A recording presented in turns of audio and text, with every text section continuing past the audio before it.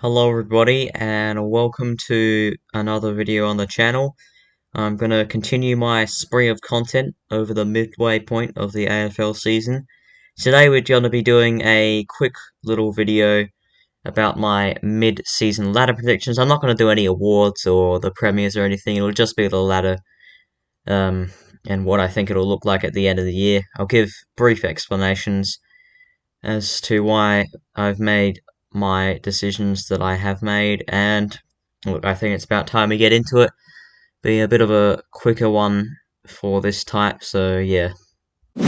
So starting off with my team, I'm going to tip for the wooden spoon. No surprises here, I'm going with the West Coast Eagles.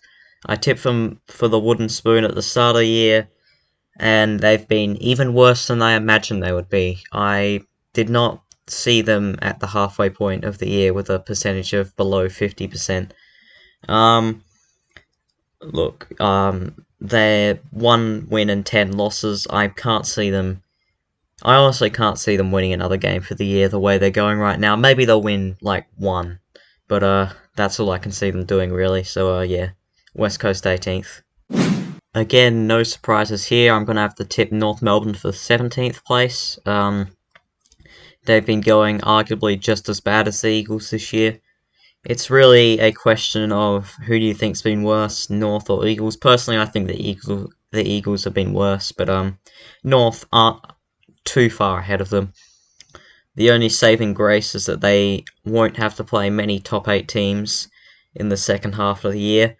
They've actually played all 8 current top 8 teams already, which surprised me when I first heard of that, but yeah, so they'll have a bit of an easier fixture in the second half, but still I can't see them winning too many games. 17th for them.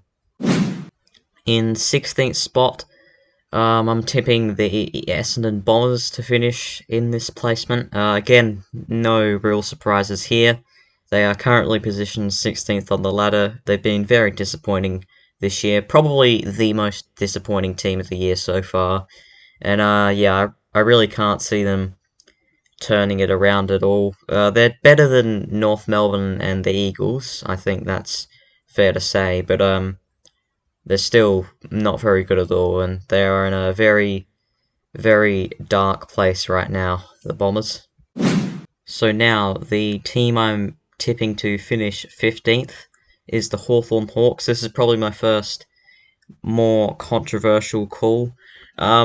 I feel like they are going to dip a bit in the second half of the year.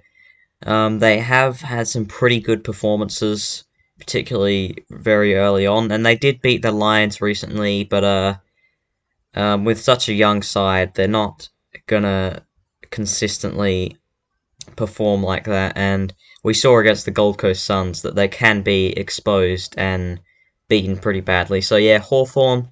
This one was a bit of a toss-up, but I'm going to go with Hawthorn to finish 15th. In 14th spot now, I said the last position was a bit of a toss-up, and this is the team that it was a bit of a toss-up with. I've gone Adelaide 14th. Look, I feel like Adelaide, at their best, they can really take it up to the top teams, like Hawthorn, I suppose. But even in the last, 5 or so weeks, when they've lost 5 games in a row, they've been really competitive. Maybe not so much against GWS, and against Carlton they got battered pretty badly, although they were in it for the first half.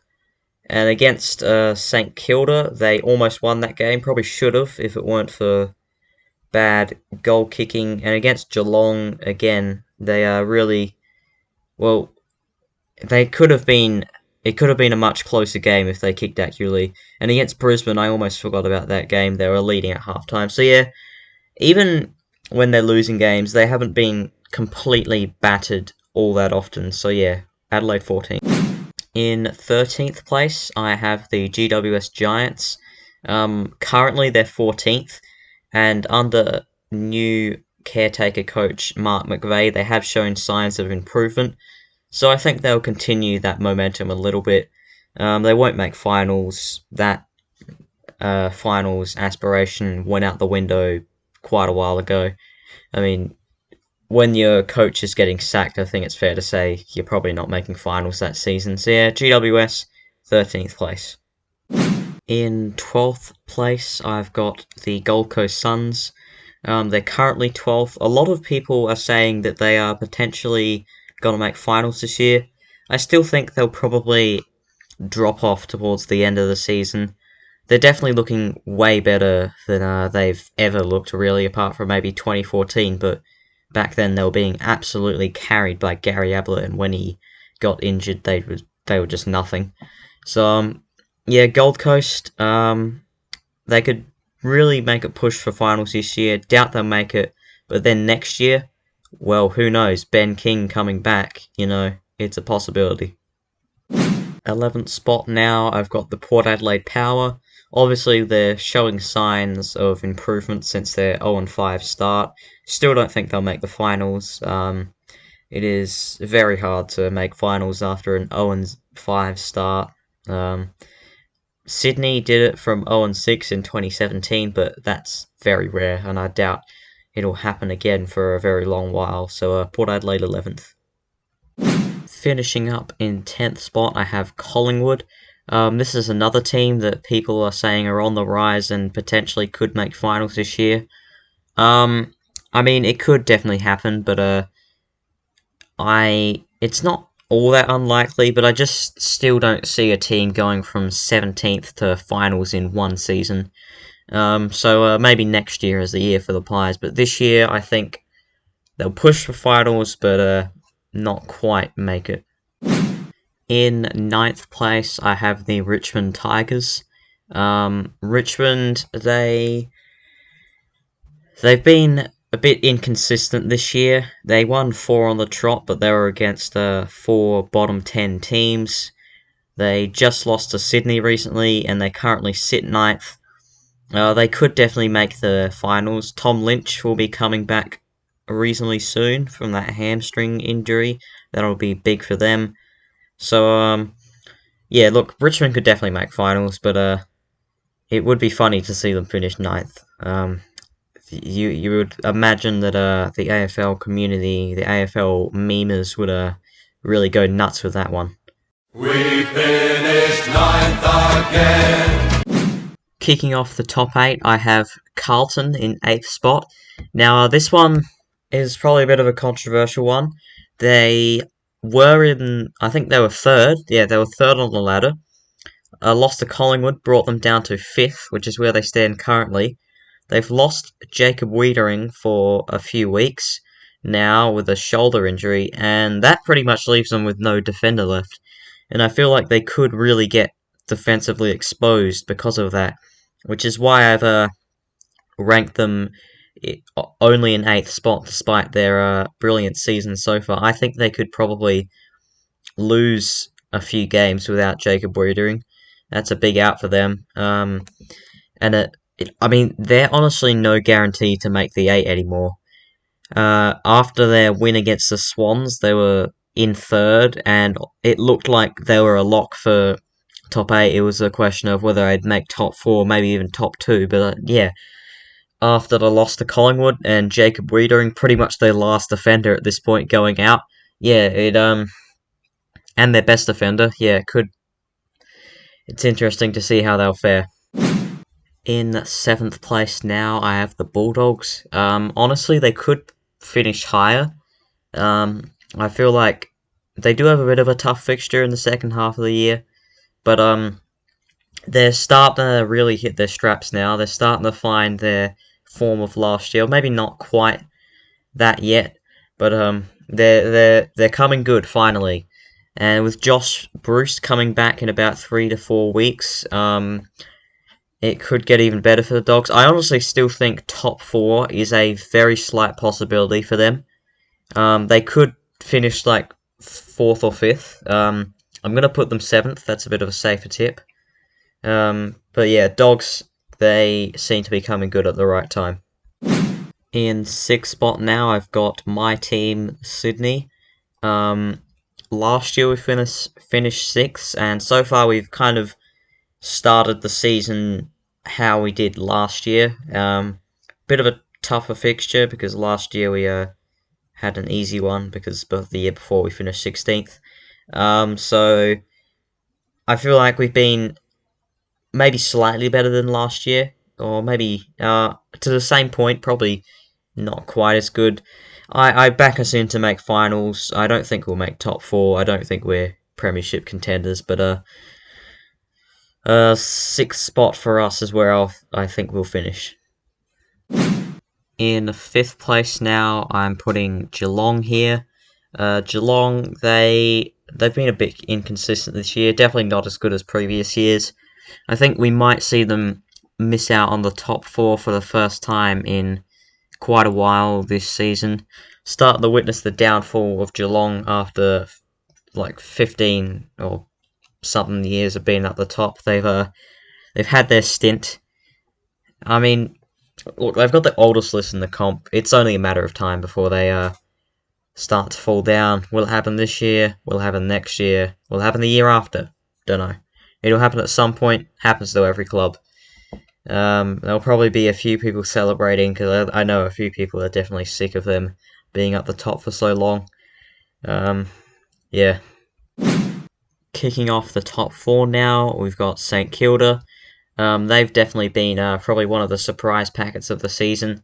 I did tip them at the start to finish top 8, but they've definitely exceeded mine and definitely most people's expectations this season.